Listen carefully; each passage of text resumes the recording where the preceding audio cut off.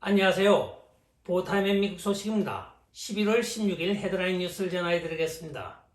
보타임의 오늘의 첫 번째 소식을 전해드리겠습니다. 뉴욕 연준이 글로벌 빅뱅크들과 함께 시험용으로 앞으로 12주간의 디지털 달러의 시행을 파일로팅한다고 오늘 발표를 하였습니다. 여기에 참여하는 은행들은 세계적인 은행인 시티그룹, 웰스파고, HSBC 등이 참여를 하고 있으며 또한 돈 세탁으로 유명한 뱅크 오브 뉴욕 멜론, HSBC 홀딩스, PNC 파이낸셜 서비스, 토론토 도미니언 뱅크, US 뱅크 코퍼레이션 등이 참여하고 있는 것으로 나타나고 있습니다. 규제 책임 네트워크라는 이 프로젝트를 통하여 은행은 분산되어 있는 원장에서 중앙은행 준비금을 통하여 결제하기 전에 고객들이 자신의 자금을 나타내는 디지털 달러 발행을 시뮬레이션 할 수 있다고 발표를 하였습니다. 공동의 데이터베이스에서 디지털 달러의 지불 결제 능력을 높인다고 이야기는 하고 있으나 구체적으로 어떻게 해서 이 지불 결제 방식이 빨라지는지는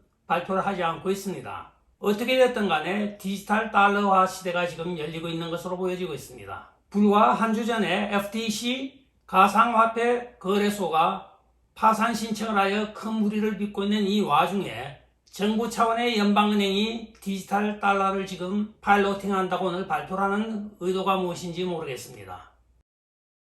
다음 소식입니다. FBI의 언론 검열을 담당하였던 샌프란시스코 지역의 요원인 엘비스 체인에 대하여 연방판사가 그를 오늘 증인으로 정식으로 소환하였습니다. DOJ와 FBI에서는 그를 증인으로 세우지 않기 위하여 그동안 판사에게 수많은 증인 신청 기각을 하였습니다. 그러나 오늘 연방판사는 그가 필드 오피스로서 샌프란시스코 지역을 담당하고 또한 언론 검열의 총책임자로서 역할을 하였기 때문에 법정에 나와서 증언하라고 오늘 판결을 하였습니다. 이 엘비스 체인이 앞으로 법정에서 어떤 증언을 할지 그것이 귀추가 주목되어지고 있으며 그의 증언에 따라서 많은 빅텍과 또 FBI의 연관성에 대하여 국민들 앞에 실체가 드러날 전망입니다.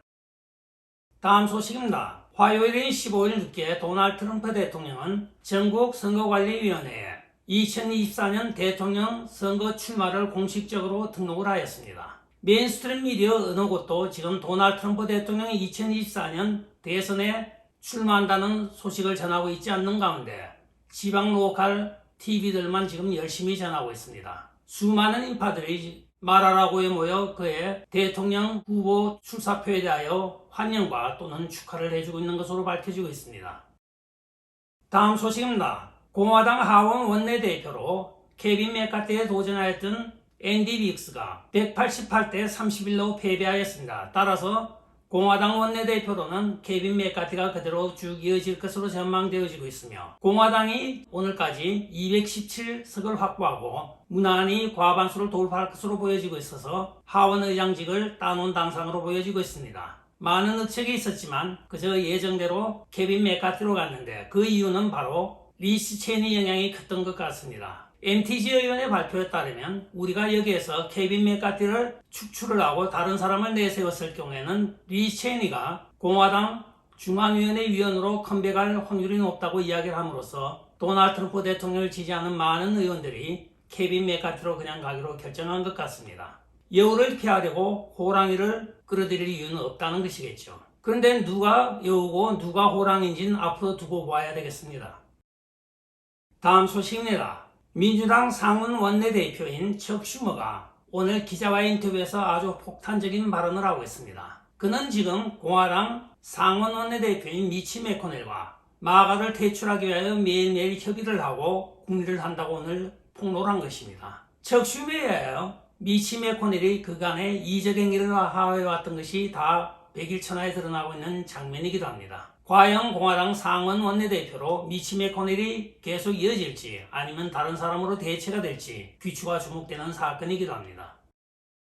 다음 소식입니다. 타이틀 42 불법 입국자에 대한 즉시 추방령이 도널드 트럼프 대통령 때 시행이 되었습니다. 팬데믹으로 인하여 미국 내에 불법 입국자를 오래 잡아두지 않고 즉시 먼저 추방을 한 다음에 서류 심사는 나중에 하라는 뜻이었습니다. 그것이 2022년 4월까지 연기가 되었다가 5월에 연기가 되고 최근에는 유야무야 팬데믹이 없어지므로 별 실효성이 없었습니다. 그러나 다시 팬데믹이 시작될 조짐을 보이자 연방방사는 타이틀 42를 더 이상 시행하지 말라고 판시를 하고 있습니다. 따라서 많은 불체자들이 미국으로 입국을 한다고 하면 정식적인 재판 절차가 다 완료될 때까지는 미국에서 추방을 할 수 없게 되어 있습니다. 이 조 바이든 행정부가 들어선 이후에 Stay in Mexico라든가 타이틀 42가 실효성을 잃어버림에 따라 수많은 불법 입국자가 미국에 들어와 있으며 2022년 11월 말까지 11달 동안에 들어온 사람만 240만 명을 넘어서고 있다고 국토방위청에서는 발표를 하고 있습니다. 많은 불법 입국자가 증가를 하고 있으나 이들이 일할 여건은 마련되어 있지 않습니다. 그런데 계속 이들을 받아들이는 그 이유가 무엇인지 궁금하기만 합니다. 오늘의 마지막 소식을 전해드리겠습니다.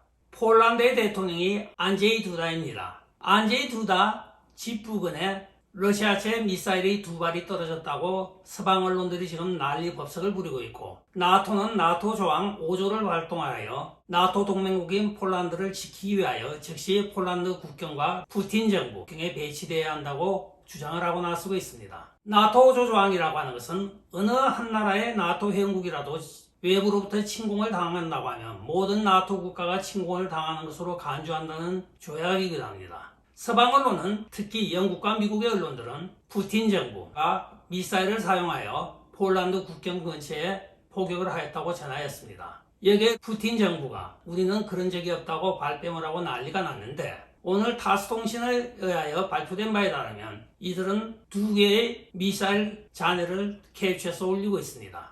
S-300이라고 불리는 잘란스키 정부가 소지하고 있는 대공 방어 미사일 로켓입니다. 푸틴 정부가 진실인지 서방 언론이 진실인지 아직은 알 방법이 없습니다. 최근에 모든 언론들이 자기 유리한 대로 하도 엉터리 보도를 하다나니 이제는 서방 언론도 못 믿겠고 푸틴 정부 언론도 못 믿는 건 마찬가지입니다. 실체적 진실은 언제 밝혀질까요? 우리 시청자님들은 대충 감을 잡았을 것입니다. 끝까지 시청해 주셔서 감사합니다. 좋아요, 구독, 알림 그리고 공유 부탁드리고 댓글 많이 부탁드리겠습니다. 안녕히 계십시오. 바이.